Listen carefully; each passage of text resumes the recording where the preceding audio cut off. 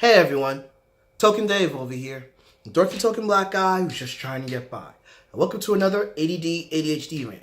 Here, I talk about multiple things within entertainment news for a certain period of time.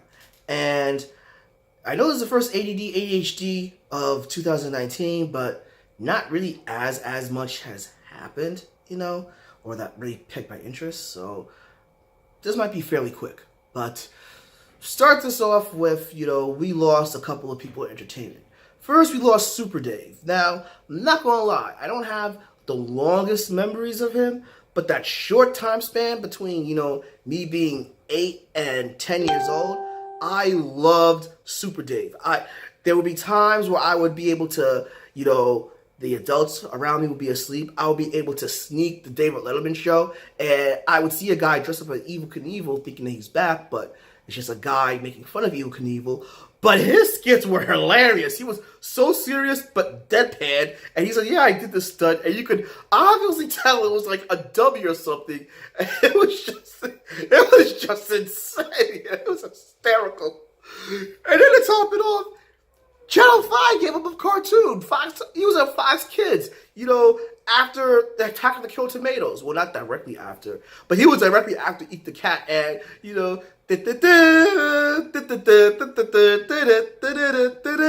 Super Dave!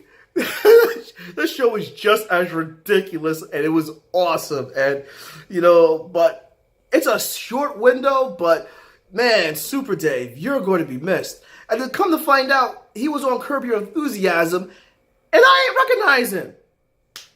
Go fig. Anyway, so that's one death. But for me, personally, the one that really hits a childhood is Mean Gene Okerlund from the WWF. Well, now known as WWE, but, Mean Gene is gone.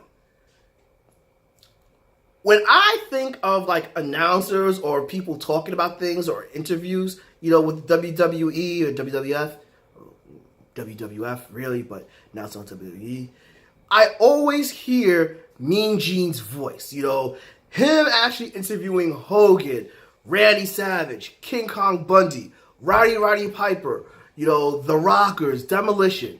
Mean Gene was just that constant fixture that, even though you couldn't be in the ring, you at least felt like, you had an important part. And Mean Gene filled that void for me. And damn. Who else is left from the 80s, the golden period? Besides Hogan, Shawn Michaels, and Ric Flair. Damn. What a blow, what a loss, what a legend. Mean Gene, rest in peace, man. The voice of the WWF. WWE. Alright, so with that out the way, this year is the 40th anniversary of Alien. One of my favorite movies of all time, and it's possibly, I have to double check, but I think it's my favorite horror movie. But I have to double check, but sit down and think. But 40 years of the Xenomorph. Wow. That's awesome. And, with that being said, people from Fox, since Disney is buying them out, and Dark Horse, they're doing a big campaign, read, play, watch.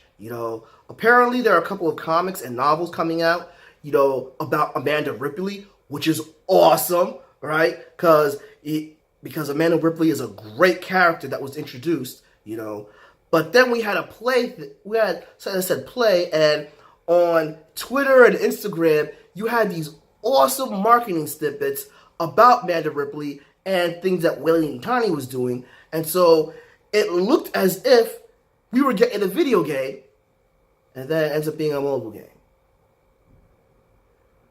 What a fucking cock tease! Now, granted, I never played Alien Isolation because I don't have a PS3, and I'm still trying to get a PS4. But I do want a PS3 just to be able to play that game. Because I've watched the YouTube videos, and good God, that game is amazing.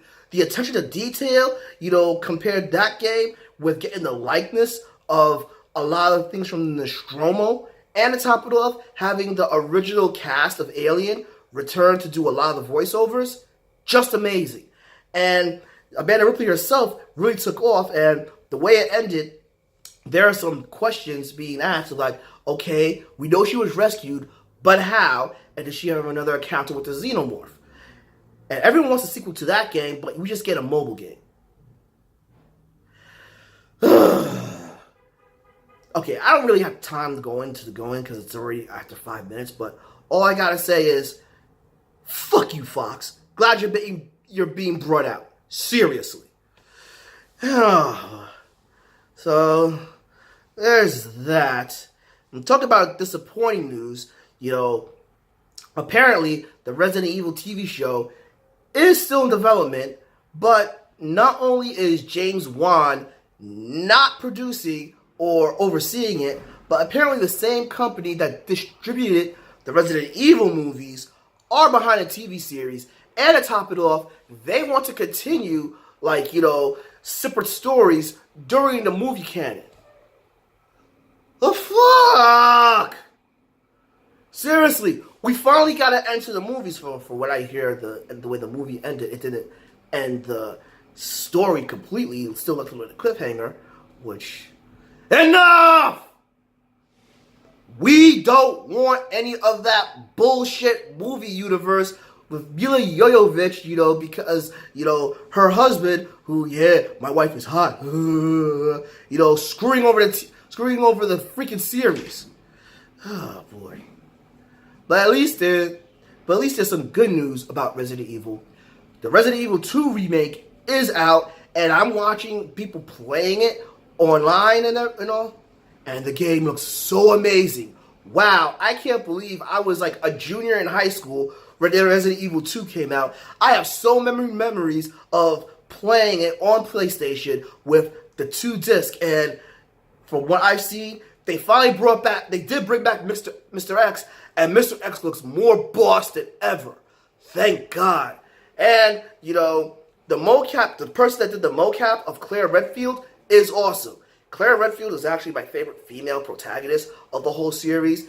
I'm sorry, Jill is overrated personally. But, that actress, kudos to you, and kudos to everybody at Capcom bringing back Resident Evil for a remaster. Thank you, God. But that's all I got for now. Do you have any other comments, questions, or opinions? Drop them below. Please give me a like. Follow me on Facebook at Token Dave, or on Twitter and Instagram at TokenDave80. Subscribe, ring that bell so you know when a new video loads. But until then, it's been Token Dave, Dorky Token Black Guy who's just trying to get by, and I'll catch all of y'all later.